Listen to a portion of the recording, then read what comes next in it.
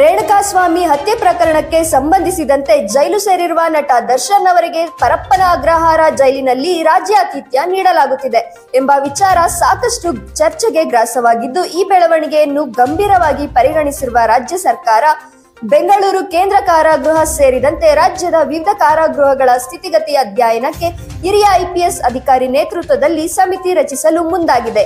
ಸುದ್ದಿಗಾರರೊಂದಿಗೆ ಮಾತನಾಡಿರುವ ಗೃಹ ಸಚಿವ ಪರಮೇಶ್ವರ್ ಅವರು ಬೆಳಗಾವಿಯ ಇಂಡಲಗ ಜೈಲಿಗೆ ಭೇಟಿ ನೀಡಿದಾಗ ಕೆಲವು ಲೋಪದೋಷಗಳು ಕಂಡು ಬಂದಿತ್ತು, ಅವುಗಳನ್ನು ಸರಿಪಡಿಸಲಾಗಿದೆ. ಇದೀಗ ಎಲ್ಲಾ ಜಿಲ್ಲಾ ಕಾರಾಗೃಹಗಳನ್ನು ಪರಿಶೀಲಿಸಿ ಕ್ರಮ ಕೈಗೊಳ್ಳಲಾಗುವುದು ಎಂದು ಹಿರಿಯ ಐಪಿಎಸ್ ಅಧಿಕಾರಿ ನೇತೃತ್ವದಲ್ಲಿ ಸಮಿತಿ ರಚಿಸಲಾಗಿದೆ ಎಂದು ತಿಳಿಸಿದ್ದಾರೆ. ರಾಜ್ಯದ ಮುದ್ರಣ, ಟಿವಿ ಜಾಹೀರಾತು ಇನ್ನು ಡಿಜಿಟಲ್ ಮಾಧ್ಯಮದಲ್ಲೂ ಲಭ್ಯ. ಡಿಜಿಟಲ್ ಜಾಹೀರಾತು ಕುರಿತು ಮಾರ್ಗಸೂಚಿ ರಚಿಸಿದ ರಾಜ್ಯ ಸರ್ಕಾರ. ಸಾಂಪ್ರದಾಯಿಕ ಜಾಹೀರಾತುಗಳಿಗಿಂತ ಡಿಜಿಟಲ್ ಜಾಹೀರಾತು ಹೆಚ್ಚು ಪ್ರಭಾವಶಾಲಿಯಾಗಿದೆ. ಸಾಂಪ್ರದಾಯಿಕ ಜಾಹೀರಾತುಗಳಿಗೆ ಹೋಲಿಸಿದರೆ ಡಿಜಿಟಲ್ ಜಾಹೀರಾತುಗಳು ಹೆಚ್ಚು ವ್ಯಾಪ್ತಿ ಮತ್ತು ನಿರ್ದಿಷ್ಟ ಜನರನ್ನು ತಲುಪಲಿದೆ. ಸರ್ಕಾರ ನೀತಿ ಮತ್ತು ಯೋಜನೆಗಳನ್ನು ಇಂಟರ್ನೆಟ್ ಬಳಸುವ ಜನರಿಗೆ ತಲುಪಿಸಲು ಈ ಮೂಲಕ ಸಾಧ್ಯವಾಗಲಿದೆ.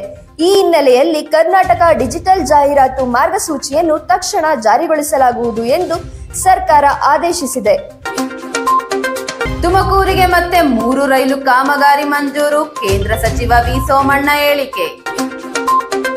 ತುಮಕೂರು ಜಿಲ್ಲೆಯಲ್ಲಿ ಮತ್ತೆ 2 ರಸ್ತೆ ಕೆಳ ಸೇತುವೆ ಆರ್ಯುಬಿ ಹಾಗೂ 1 ರಸ್ತೆ ಮೇಲೆ ಸೇತುವೆಯನ್ನು ಆರ್ಒಬಿ ರೈಲ್ವೆ ಇಲಾಖೆ ಮಂಜೂರು ಮಾಡಿದೆ.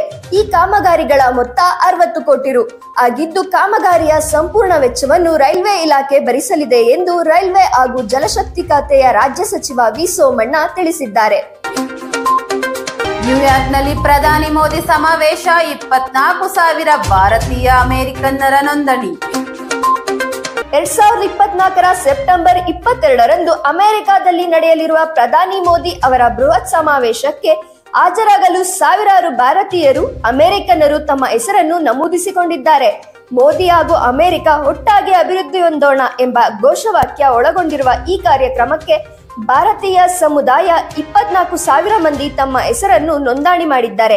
ಈ ಸಮಾವೇಶದಲ್ಲಿ ಪ್ರಧಾನಿ ಮೋದಿ ಅವರು ತಮ್ಮ ಎಂದಿನ ಶೈಲಿಯಲ್ಲಿ ಭಾರತೀಯ ಸಮುದಾಯವನ್ನು ಉದ್ದೇಶಿಸಿ ಭಾಷಣ ಮಾಡಲಿದ್ದಾರೆ. ಗಾಜಾ ಸುರಂಗಗಳಲ್ಲಿ ಸೆರೆಯಾಗಿದ್ದ 8 ಒತ್ತೆಯಾಳುಗಳ ರಕ್ಷಣೆ, ಇಸ್ರೇಲ್ ಸೇನೆ ಕಾರ್ಯಾಚರಣೆ. ಗಾಜಾ ಪಟ್ಟಿಯಲ್ಲಿ ಕುಖ್ಯಾತ ಸುರಂಗಗಳಲ್ಲಿ ಒತ್ತೆಯಾಳುಗಳಾಗಿ ಇದ್ದ ಒಟ್ಟು 8 ಮಂದಿಯನ್ನು ರಕ್ಷಿಸುವಲ್ಲಿ ಇಸ್ರೇಲ್ ಸೇನೆ ಯಶಸ್ವಿಯಾಗಿದೆ.